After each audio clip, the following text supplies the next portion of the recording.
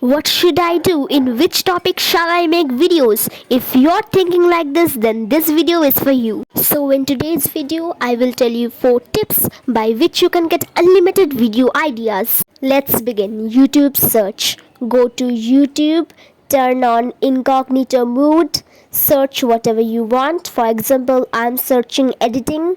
Related keywords which people are searching for will appear. If you make a video from these topics, then you have a chance to get your video viral.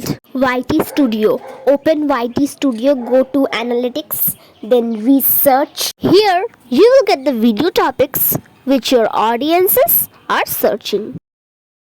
Comment section. Go to big YouTubers comment section.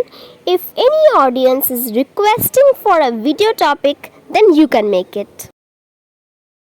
vidIQ. Open vidIQ, click on daily ideas. Every day you will get 3 video ideas. Then click on save and you can see the search volume. The video search volume which is very high, those video you can create. Comment me after watching this video. From these 4 tips, which one will you use? Not only by selecting viral topics you can viral your video. You have to do a perfect SEO. So how to do SEO? Click on this video and watch now.